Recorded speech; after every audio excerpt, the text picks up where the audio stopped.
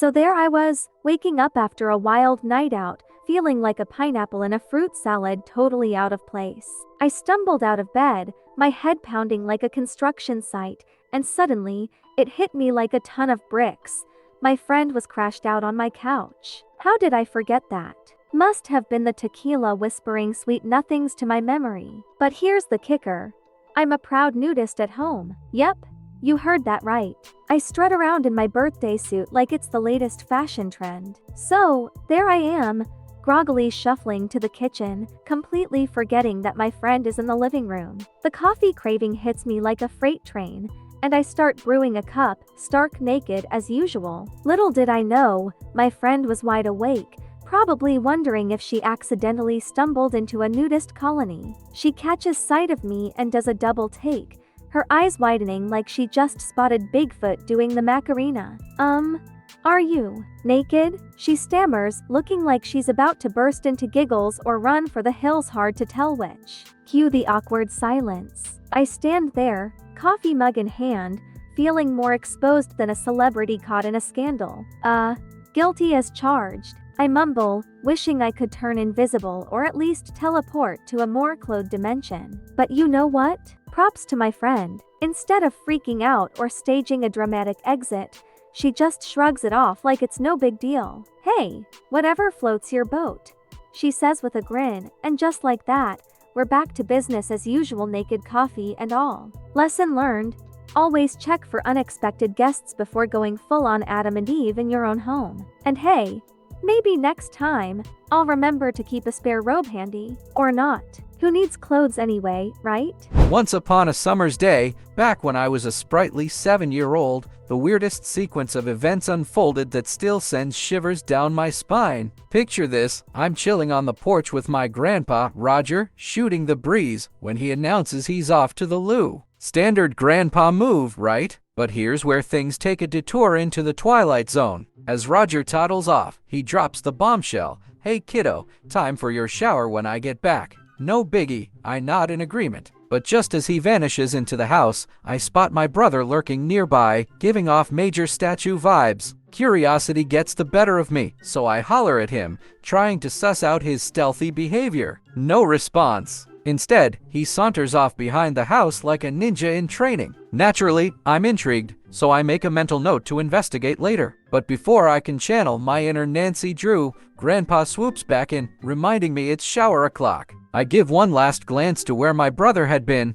then shuffle inside, none the wiser. Fast forward a few minutes, and I'm fresh out of the shower, plopped on the living room sofa with Grandma and my brother. Before I can unravel the mystery of the lurking sibling, Grandma drops a bombshell. Your brother wasn't even here. He went to the store with me. Cue the goosebumps. Cut to 2020, the year of lockdowns and existential dread. One fateful night, I'm jolted awake by eerie noises, feeling like I'm being watched. Not my usual nocturnal routine, mind you. I chalk it up to sleep paralysis until I catch sight of a shadowy figure resembling my dad fiddling with my TV. Panic mode activated. Summoning all my courage, I confront the figure, asking, "Dad, what gives?" Silence. The figure freezes, then bolts out of my room like it's got a hot date with my little brother's nightmares. Terrified, I lay awake for what feels like eternity, convinced I've stumbled into a horror movie. Next morning, I grill my dad about the nocturnal intruder, only to be met with confusion. Dad denies setting foot in my room, sending chills down my spine.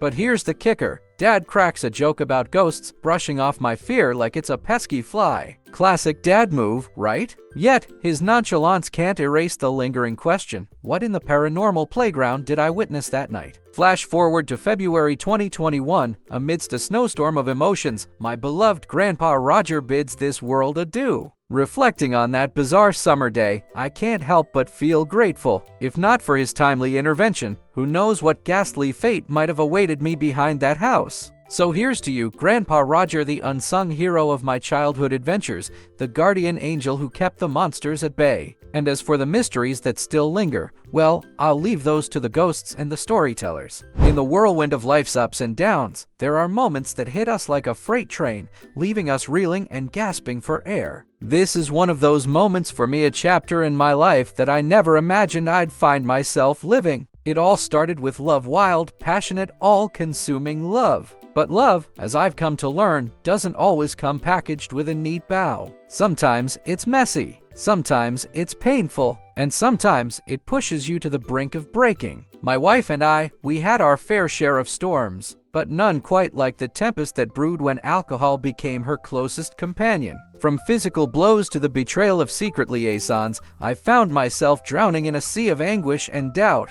But just when I thought I couldn't weather the storm any longer, a beacon of hope emerged, a tiny heartbeat, a fluttering promise of new life. Our daughter, she was the lighthouse guiding us through the fog, urging us to navigate the treacherous waters together. With newfound determination, my wife vowed to banish the bottle from her life, to be the mother our daughter deserved. And for a while, it seemed like the sun was peeking through the clouds, casting rays of hope on our fractured marriage. Yet, beneath the surface, resentment festered like a wound that refused to heal. I tried to bury it, to mask the pain with smiles and whispered assurances. But the weight of betrayal, of shattered trust, bore down on me like a leaden cloak. And then, in a heartbeat, it all came crashing down. The words hung heavy in the air. I need a break from us, from the life we had built, from the dreams we had dared to dream. Now, as I stand on the precipice of a new reality, the ache in my chest threatens to consume me. My daughter, my precious angel, will grow up with divorced parents, splitting her time between two homes, two hearts torn asunder. But through the tears and the heartache, one truth remains steadfast: our love for her, unyielding and unwavering. We may no longer walk this path hand in hand, but we will walk it side by side, united in our devotion to her.